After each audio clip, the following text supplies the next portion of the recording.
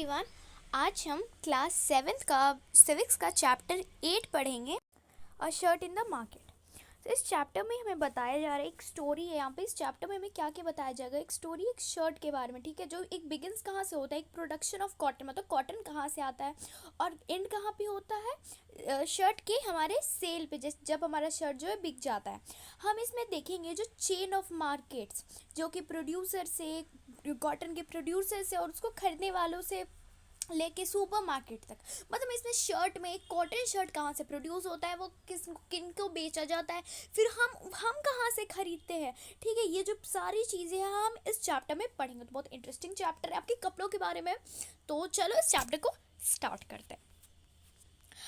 अब है एक कॉटन फार्मर इन कुर्नूल। तो यहाँ पे हमें पहले बताया जा रहा है एक कॉटन फार्मर के बारे में। कुर्नूल का है आंध्र प्रदेश। जो स्वप्ना एक फार्मर है आंध्र प्रदेश में, जो कि ग्रो करती है अपना कॉटन एक छोटे से अपने घर के लैंड में, ठीक है। जो बोल्स है होते हैं कॉटन प्लांट के, वो पक गए हैं और कुछ जो है वो फट भी चुके हैं। मतलब वो जो कॉटन उन्होंने उगाया है, वो जो बोल्स, मतलब जो पेड़ में जो कॉटन होते हैं उन्हें बोल्स कहते हैं, ठीक है। वो कॉटन प्लांट के कुछ पक चुके हैं और कुछ तो फूट भी चुके हैं। तो सपना जो है वो बिजी है कॉटन को तोड़ने में। जो बोल्स होते हैं जो कि कॉटन को कैरी करते हैं उनमें, ठीक है, वो ना एक ही बार में सारे के सारे नहीं फट जाते। मतलब जितने भी कॉटन वो उन्होंने ग्रो किया है, वो एक ही बार में सारे के सारे नहीं फट जाते, पक नहीं जाते। तो इसीलिए वो जो कुछ दिन लगता है उनको तोड़ने में, हार्वेस्ट करने में, इसीलिए एक ही बार में सारे वो नहीं कर सकते, क्योंकि टाइम टू टाइम होता है, धीरे धीरे होता है। अब जैसे ही जो कॉटन है वो कलेक्टेड हो जाता है, तो उसको बेचने की जगह कुर्नूल कॉटन मार्केट में सपना और उसका जो हस्बैंड है वो उसे हार्वेस्ट कर देते हैं लोकल ट्रेडर को, मतलब एक पास के व्यापारी को बेच देते हैं। अब ऐसा क्यों होता है, क्रॉपिंग सीजन की शुरुआत में स्वप्ना ने 2500 का लोन लिया था एक ट्रेडर के, जिसका बहुत ज़्यादा इंटरेस्ट रेट था, ठीक है, बहुत ज़्यादा। मतलब उसके इंटरेस्ट क्या होता है, जब हम पैसा लेते हैं तो जितना टाइम में हम उसे दें तो हर महीने महीने इंटरेस्ट लगता है, ठीक है। जो क्यों उसने लोन लिया था, सीड्स को बाय करने के लिए, फर्टिलाइज़र को, पेस्टिसाइड्स को, मतलब कीड़ों मारने की तरह दवा को, कल्टीवेशन के लिए। उसी टाइम में जो लोकल ट्रेडर ने सपना के साथ एक एग्रीमेंट कर लिया था कि जो भी वो उगाएगी, जो भी उसकी जो सारी जो होगी कॉटन, वो कॉटन उसे ही देना पड़ेगा, मतलब वो कुर्नूल मार्केट में नहीं बेच सकती है। जो कल्टीवेशन ऑफ कॉटन, उसमें हाई लेवल ऑफ इनपुट्स चाहिए होता है, जैसे कि फर्टिलाइजर, पेस्टिसाइड्स, और ना इनपुट्स मतलब बहुत कुछ देना पड़ता है कॉटन को उगाने के लिए, जैसे कि फर्टिलाइजर्स, पेस्टिसाइड्स, और फार्मर को ना बहुत ज़्यादा पैसे लग जाता है इन चीज़ों में। इसीलिए जो जो स्मॉल फार्मर्स होते हैं ना, वो मनी ले लेते हैं, बोरो कर लेते हैं अपने इन सारे एक्सपेंसेस के लिए। अब अब ट्रेडर जो था हमारा, जिनके पास जो उसने बेचा था, मतलब इसको पढ़ने के पहले हम ये एक बार कॉटन की जो स्टोरी है वो देख लेते हैं। तो यहाँ पे स्टोरी हमें कॉटन की दी हुई है, यहाँ पे देखना। तो जो ट्रेडर है वो सेल करता है कॉटन को कुर्नूल मार्केट में, कुर्नूल के कॉटन मार्केट में बेच देता है। फिर जो गिनिंग होता है, गिनिंग मिल जो है वो कॉटन को लेती है। गिनिंग मिल मतलब कॉटन के बोल से एक्चुअली कॉटन को निकालना। फिर क्या होता है, गिनिंग मिल जो है रिमूव कर देती है सीड्स को, मतलब कॉटन को आप पेड़ में देखो ना तो उसमें बड़े छोटे छोटे सीड्स होते हैं, ठीक है, बड़े बड़े सीड्स। जैसे ये एक हमारा कॉटन है ना, इसके बीच बीच में सीड्स होते हैं, उसे रिमूव करती है और उसे प्रेस कर देती है बेल्स में। बेल्स क्या होता है, कोई भी शेप में, जैसे स्क्वायर हो गया, रेक्टेंगल में, कि उसमें जितने भी जो गंदगी है वो हट जाती है। आप एक नॉर्मल भाषा में इसे समझ सकते हो। फिर जो है स्पिनिंग मिल है वो बेल्स को खरीदती है। स्पिनिंग मिल मतलब जो धागों को बनाती है। फिर जो स्पिनिंग मिल है वो स्पिन्स करती है कॉटन को यान में यानी कि धागों में। स्पिनिंग मिल पहले उस बेल्स को खरीद लेती है, फिर उसे स्पिन कर देती है यान में। फिर जो स्पिनिंग मिल है वो सेल कर देती है यान को यान डीलर्स से। तो ये जो हमारा एक स्टोरी था कॉटन के बारे में। अब यहाँ पे बात करते हैं at the traders yard, trader के बगीचे में या गार्डन आप बोल सकते हो। जो दो मेन थे, उन्होंने जो कॉटन के बैग्स का वेट किया। अब 1500 पर क्विंटल, ठीक है, जो 1500 पर क्विंटल उन्होंने प्राइस लगाया ट्रेडर ने। क्विंटल मतलब 100 kg। तो कॉटन का जो प्राइस है वो हुआ 6000। तो ट्रेडर ने क्या किया, 3000 पहले काट लिया 6000 से। क्यों काटा, रीपेमेंट ऑफ लोन, मतलब लोन को वापस, मतलब लोन जैसे 2500 को लोन लिया और 500 इंटरेस्ट लगाया, तो वो काट लिया। और फिर पे किया सपना को कितना, 3000। मतलब आप इसे, बहुत इंपॉर्टेंट है ये, थोड़ा अच्छे से समझो क्या हुआ। 1500 पर क्विंटल था प्राइस, 6000 हुआ पूरे जो हमारे पूरा हमारा कॉटन था उसका, 6000 में से 3000 कटा, किस बात को लेके, 1500 हुआ हमारा, 2500 हुआ हमारा लोन का, प्लस 500 हुआ हमारा किस चीज़ का, इंटरेस्ट का, हो गया 3000, उतना कट गया। और फिर जो 3000 है, फिर 3000 कट गया और बाकी का 3000 स्वप्ना को मिल गया। तो स्वप्ना ने कहा 3000 ओनली, मतलब सिर्फ 3000। तो ट्रेडर ने कहा ना कॉटन ना बहुत चीप बिक रही है, क्योंकि जो बहुत ज़्यादा कॉटन है वो है मार्केट में, इसलिए कॉटन जो है बहुत चीप बिक रही है। तो सपना ने कहा कि मैंने बहुत मेहनत की है 4 मंथ तक इस कॉटन को ग्रो करने के लिए, और आप देख ही सकते हो कितनी अच्छी और साफ़ सुथरे कॉटन है। तो मैंने सोचा था कि मुझे और अच्छा प्राइस मिलेगा, ये नॉर्मली कोई भी जो हमारा फार्मर है वो कहेगा, क्योंकि उसने बहुत मेहनत किया होता है। तो ट्रेडर जो है हमारा वो कहता है अम्मा, तो अम्मा बोलता है स्वप्ना को कि मैं आपको अच्छा प्राइस दे रहा हूँ, और अदर जो ट्रेडर्स है ना आपको इतना भी प्राइस नहीं देंगे, आपको रूल मार्केट में चेक कर सकते हो, अगर आपको मुझ पर विश्वास नहीं है। तो स्वप्ना कहती है नहीं नहीं, आप गुस्सा मत हो, मैं आप पे कैसे शक कर सकती हूँ, मैंने सिर्फ इतना होप किया था, मतलब मेरी इतनी होप थी कि आप मुझे थोड़ा सा ज़्यादा, मैं अब थोड़ा सा ज़्यादा मुझे पैसा दोगे, मैं थोड़ा सा ज़्यादा कमा पाऊँगी कॉटन क्रॉप से, क्योंकि एटलीस्ट तो हमें एट लास्ट कुछ महीने तक हम नहीं ना कमा कर पाते, 4 महीने फिर उसे लगे हैं कॉटन को ग्रो करने में। तो वही बोलती है। सो अब जो स्वप्ना है, ये जो हमारी सपना है, स्वप्ना, वो जानती है कि जो कॉटन है वो एटलीस्ट 800 पर क्विंटल पे बिकता है, लेकिन उसे 1500 पर ही बेचना पड़ा, मतलब 300 का उसे लॉस हुआ। पर उसने आर्ग्यू नहीं किया फर्दर।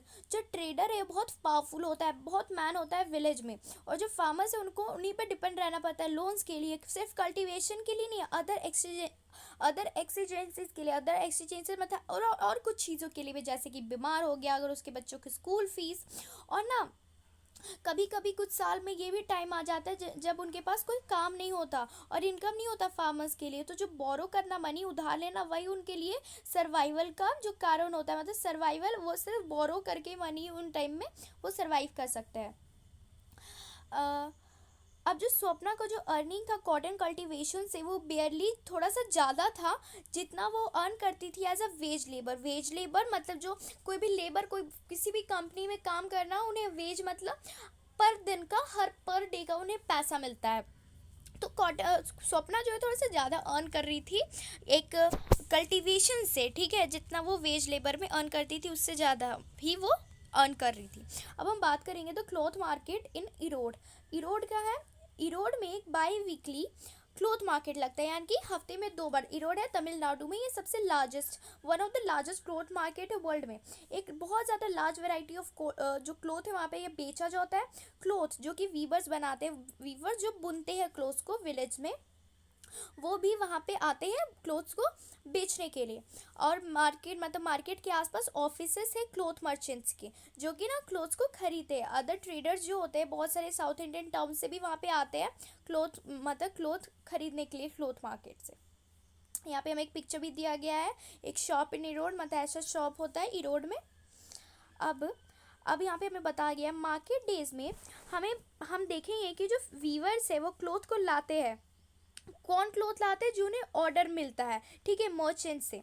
और ये जो मर्चेंट्स है वो सप्लाई करते हैं क्लॉथ ऑर्डर पे एक गारमेंट मैन्युफैक्चरर्स को और एक्सपोर्टर्स को कंट्री के आर पार, मतलब पूरे, मतलब इसमें क्या बताया जा रहा है, वो परचेज करते हैं यार्न को और फिर इंस्ट्रक्शन देते हैं वीवर्स को कि उन्हें किस टाइप के क्लोथ्स बनाने हैं।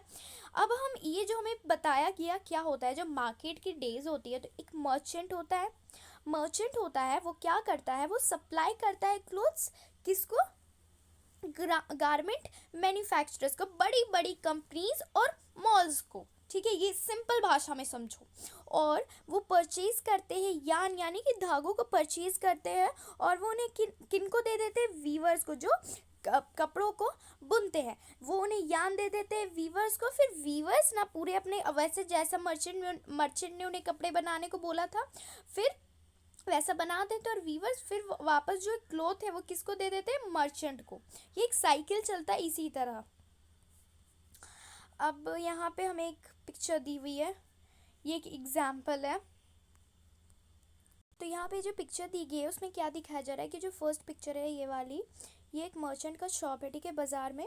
और ना ये जो ट्रेडर है बहुत सालों से अपने जितने भी कांटेक्ट करते हैं गारमेंट फैक्ट्री से कंट्री के, और ये सारा लेते हैं यहीं पे। और जो सेकंड पिक्चर में दिखाया जा रहा है, जो वीवर्स है जो कि विलेजेस में ले रखते हैं, वो यान को ले लेते हैं और फिर से सप्लाई कर देते हैं ट्रेडर्स को, ठीक है। और फिर जो लूम्स है जो कि उनके शेड्स में लोकेटेड होते हैं, उसमें सारा चीज़ बना देते हैं और सप्लाई कर देते हैं ट्रेडर्स को। और थर्ड पिक्चर में हमें क्या दिखाया जा रहा है, ठीक है, वो फिर से जो अच्छे से उन्होंने कपड़ा उपड़ा बना लिया है, वो सिर्फ फिनिश क्लॉथ को ट्रेडर्स को बेच रहे हैं, ठीक है। ये सब ट्रेडर्स है। अब ये है putting out system, weavers producing cloth at home. ये पुटिंग आउट सिस्टम के बारे में हम बात करेंगे। जो मर्चेंट है वो डिस्ट्रीब्यूट करता है वर्क वीवर्स के अमोंग, मतलब बहुत सारे वीवर्स को जो मर्चेंट है वो वर्क दे देता है। और जो वीवर्स है वो यान ले लेते हैं उनसे मर्चेंट से, फिर से सप्लाई कर देते हैं उन्हें क्लोथ। वीवर्स के लिए जो अरेंजमेंट है इसमें इससे दो फ़ायदे होते हैं उनको। क्या है फ़ायदे होते हैं, जो वीवर्स है उनको ना अपने मनी को स्पेंड नहीं करना पड़ता है यान को परचेज़ करने के लिए, क्योंकि उन्हें मिल जाते हैं। और जो प्रॉब्लम जो है सेलिंग का, मतलब वो कहाँ बेचेंगे, वो भी फिनिश हो जाता है। और जो क्लोथ है वो भी अच्छे से टेकन केयर हो जाता है, मतलब एक तो उनको पैसे नहीं लगना पड़ता है यान के लिए, और दूसरा चीज़ कि उनको अच्छे से कपड़े बनाने के बाद इधर उधर भटकना नहीं पड़ता है कि वो उसे कहाँ बेचेंगे। और वीवर्स को ये भी पता रहता है कि उनको कितना क्लोथ बनाना है, ठीक है, कितना यान मिल रहा है और उससे कितना क्लोथ बनाना है। तो ये सब जो है ये जो बेनिफिट्स होते हैं। हाउएवर जो डिपेंडेंस होते हैं मर्चेंट्स के रॉ मटेरियल्स के लिए, यानी कि धागों के लिए, और मार्केट जो है वो मार्केट जो होता है ना वो मर्चेंट्स को बहुत पावरफुल बना देता है। वो ऑर्डर्स देते हैं उन्हें क्या बनाना है, और ना वो उनको बहुत, जो वीवर्स को होते हैं वो बहुत लो प्राइस पे करते हैं क्लोथ के बनाने के लिए। अब वीवर्स के पास कोई और तरीका नहीं होता है, क्योंकि वो जानते हैं कि वो क्लोथ्स बना रहे हैं और वो किस प्राइस पे वो बेचेंगे। अब जो क्लोथ मार्केट में मर्चेंट्स जो है ना वो क्लोथ को सेल कर देते हैं गारमेंट फैक्ट्रीज़ को। इस वे में जो मार्केट वर्कर है वो ज़्यादा फेवर में रहते हैं मर्चेंट्स से ज़्यादा। अब जो वीवर्स है वो इन्वेस्ट कर देते हैं सारी सेविंग्स या फिर जो उन्होंने उधार लिया है उनको क्या क्या करने में, लूम्स को ख़रीदने में। हर लूम का जो कॉस्ट होता है वो 20,000। तो अगर एक वीवर को 2 लूम कर ख़रीदना है तो उसको 40,000 पे करना पड़ेगा। जो वर्क होता है इस लूम्स में ये अकेले नहीं हो सकता है, तो वीवर को अपनी पूरी फैमिली के साथ काम करना पड़ता है 12-12 घंटों तक एक दिन में प्रोड्यूस करने के लिए क्लॉथ। और इन वर्क को उनको सिर्फ 3,500 मिलता है पूरे मंथ का, ठीक है। तो इतना मेहनत करने के बाद भी उनको पैसे नहीं मिल पाते। अब ये जो अरेंजमेंट है, अरेंजमेंट हमने देखा मर्चेंट और वीवर्स के बीच में, ये पुटिंग आउट सिस्टम का ये एग्जांपल है। जो मर्चेंट है वो रॉ मटेरियल सप्लाई कर देते हैं और फिर रिसीव कर देते हैं फिनिश प्रोडक्ट। ये जो प्रेवलेंट चले आ रही है वीविंग इंडस्ट्री में, ये बहुत सारे इंडिया के रीजन्स में होती है। अब हम बात करेंगे वुमेंस कोऑपरेटिव। ये वीवर्स कोऑपरेटिव क्या है ना, कि जो वीवर्स है उन्हें बहुत कम पैसा मिलता है मर्चेंट से पुटिंग आउट सिस्टम में। तो वीवर का जो कोऑपरेटिव बना लेते हैं, एक बड़ा सा दल बना लेते हैं, जिससे उनका जो मर्चेंट का काम है वो कम हो जाता है, ठीक है। और वो ज़्यादा पैसे भी कमा पाते हैं। एक कोऑपरेटिव में जो पीपल है वो मतलब कॉमन इंटरेस्ट सबको देते हैं और साथ मिलके काम करते हैं अपने साथ के बेनिफिट के लिए। एक वीवर्स के कोऑपरेटिव में जो वीवर एक ग्रुप बनाते हैं और सारी जितनी भी एक्टिविटीज़ होती है उनका साथ में ध्यान रखते हैं। वो यान को ख़रीदते हैं यान डीलर से, फिर उसे वीवर्स में बांट देते हैं। जो कोऑपरेटिव है वो मार्केटिंग भी करते हैं। तो जो रोल होता है मर्चेंट का वो कम हो जाता है और वीवर्स को ना ज़्यादा प्राइस भी मिलता है। अब जो कभी कभी क्या होता है ना, जो गवर्नमेंट है वो हेल्प करती है कोऑपरेटिव्स को क्लोथ को ख़रीदने में एक रीज़नेबल प्राइस में। और जो तमिलनाडु गवर्नमेंट है ना वो फ्री स्कूल यूनिफॉर्म प्रोग्राम भी चलाती है स्टेट में। तो गवर्नमेंट है वो प्रोक्योर करती है क्लोथ, ये जो यूनिफॉर्म्स पारलूम वीवर से, ठीक है। और ये जो गवर्नमेंट है क्लोथ्स हैंडलूम वीवर से ख़रीद लेते हैं, कोऑपरेटिव से ख़रीद लेते हैं और इसे कोऑपटेक्स में बेच देते हैं। अब यहाँ पे एक फिगर दी गई है जिसमें हमें दिखा रहा है women workers sewing buttons in a garment factory. एक गारमेंट फैक्ट्री में जो वुमेन वर्कर्स है वो बटन्स लगा रही हैं। अब जो garment exporting factory near Delhi, अभी एक गारमेंट एक्सपोर्टिंग फैक्ट्री के बारे में बात करेंगे जो दिल्ली के पास में है। जो इरोड मर्चेंट है वो सप्लाई करते हैं कॉटन क्लॉथ, जो वीवर्स बनाते हैं गारमेंट एक्सपोर्टिंग फैक्ट्री को, जो कि दिल्ली के पास में, जो गारमेंट एक्सपोर्टिंग फैक्ट्री मतलब वो गारमेंट वो दूर दूर तक भेजती है, उन फैक्ट्रीज को गारमेंट जो जो फैक्ट्री कपड़ों को एक्सपोर्ट करती है यानी कि दूर दूर तक भेजती है, उन्हें हम गारमेंट एक्सपोर्टिंग फैक्ट्रीज कहते हैं। और ठीक है, वो क्लोथ को लेती है और शर्ट्स बना देती है, शर्ट्स ले लेती है। जो शर्ट्स है वो फॉरेन बायर्स को यानी कि दूर दूर के अंग्रेज नहीं मतलब बाहर के बायर्स को भी बेचा जाता है। और फॉरेन बायर्स में से जो बिजनेस पर्सनस होते हैं वो कहाँ से होते हैं, यूएस और यूरोप से, जो कि एक चेन ऑफ स्टोर्स चलाते हैं। ये जो लार्ज स्टोर्स है ये बिजनेस करते हैं स्ट्रिक्टली अपने खुद के टर्म्स पे, वो डिमांड करते हैं कम से कम प्राइस मिले सप्लायर्स उन्हें, और वो बहुत ही ज़्यादा प्राइस लगा देते हैं और प्रोडक्शन के लिए, मतलब जब वो बेचते हैं मतलब वो चाहते हैं उन्हें कम से कम प्राइस में मिले और वो ज़्यादा से ज़्यादा प्राइस में बेच सके। एनी डिफेक्ट्स और कभी भी कोई भी खराबी या फिर जो डिले हो गए लेट हो गए डिलीवरी में, वो बहुत ही स्ट्रिक्टली उसे उस तरीके से डील करते हैं। तो जो एक्सपोर्टर है वो ट्राई करते हैं अपने बेस्ट इन कंडीशंस के लिए, और ये जो पावरफुल बायर्स जो होते हैं फॉरेन कंट्रीज़ के, इनसे अच्छे से डील करने की कोशिश करते हैं। अब face with such pressures from the buyers, जो बायर्स इतने प्रेशर्स उन्हें फेस करने पड़ते हैं, तो जो गारमेंट एक्सपोर्टिंग फैक्ट्रीज होती है, ठीक है, इन रिटर्न में जो क्या करती है वो कॉस्ट को काट देती है, वो मैक्सिमम वर्क ले लेती है वर्कर से कम प्राइस में।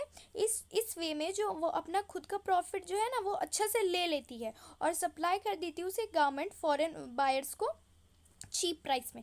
मतलब होता क्या है ना कि जो हमारे बड़े बड़े फॉरेन बायर्स होते हैं उनको फैक्ट्रीज़ को फॉरेन बायर्स को बेचना पड़ता है। अब इनकी जो बहुत खतरनाक बहुत ही हाई टर्म्स होती है, मतलब बहुत ही अपने ध्यान देते हैं, तो इन टर्म्स को ये जो फैक्ट्रीज़ वाले होते हैं इंडिया के, उनको जो ठीक से रखने के लिए वो क्या करते हैं कि वो फार्मर्स को ज़्यादा काम निकलवा लेते हैं कम पैसों में। तुम्हारे लॉस में कौन जाते हैं, लॉस में चल जाते हैं हमारे वीवर्स, और जो सबसे ज़्यादा प्रॉफिट में जाते हैं वो कौन जाते हैं, हमारे फॉरेन बायर्स।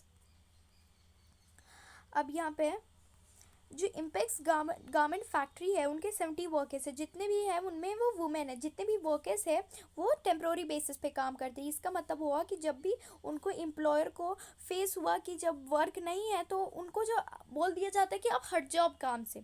तो जो वर्कर्स होते हैं अपने स्किल्स के हिसाब से वो मतलब वो किस काम को कर रहे हैं उसके हिसाब से उन्हें पैसे मिलते हैं। जो हाईएस्ट पेड होता है वर्कर वो होते हैं टेलर्स, जो कपड़ों को सिलते हैं, वो है 3000 उन्हें मिलता है पर मंथ।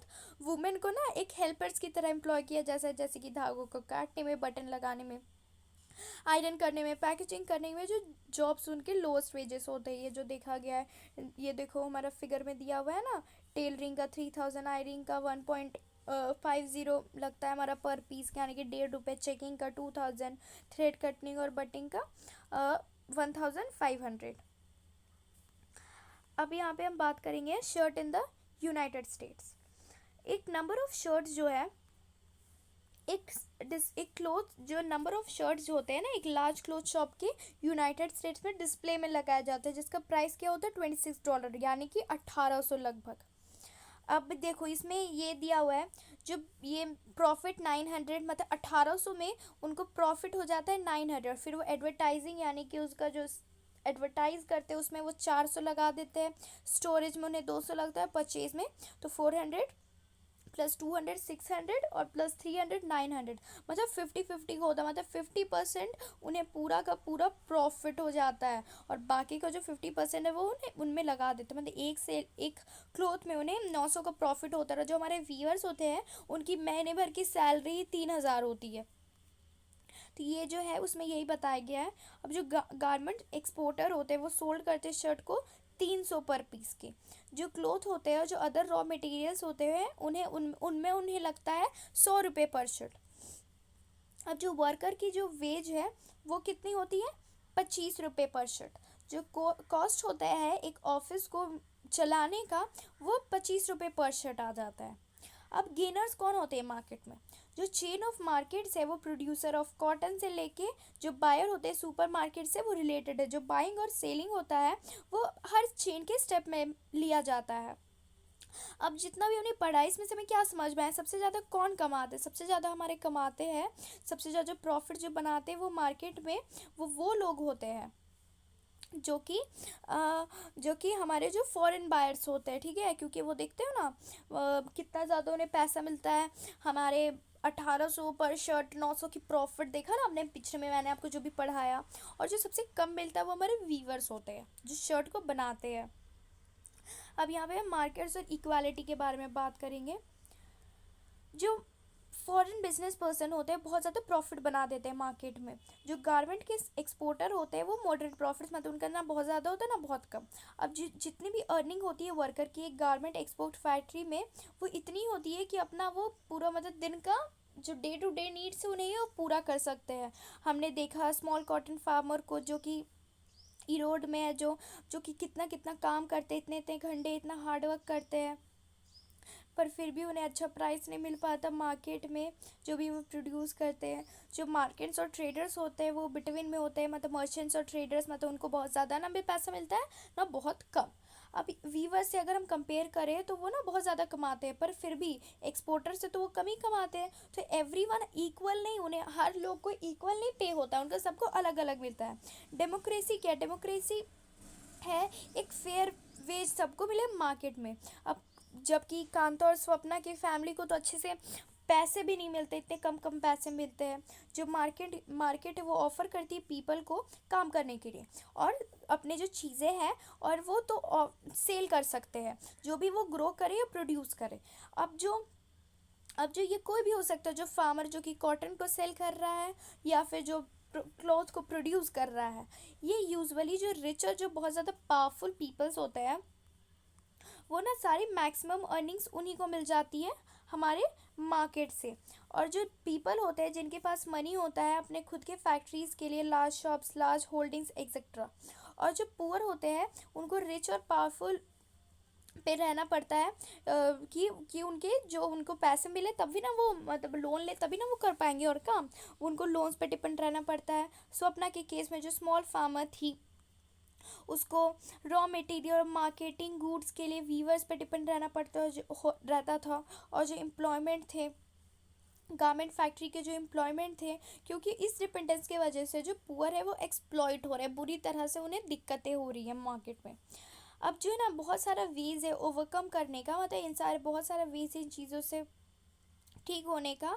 एक कोऑपरेटिव्स बनाना, मतलब एक साथ मिलकर काम करना, सारे वीवर्स एक साथ मिल जाए कोऑपरेटिव में काम करो, सारे काम वो लोग खुद ही करे, मर्चेंट्स पे डिपेंड ना रहे, यान खुद बाय करे और खुद ही सेल करे। अगर ऐसा वो करते हैं तो उनको बहुत ज़्यादा प्रॉफिट होगा।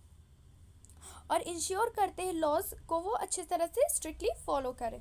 अब लास्ट चैप्टर में हम पढ़ेंगे कि कैसे एक फ़िश वर्कर कोऑपरेटिव ने तवा रिवर में स्टार्ट हुआ था।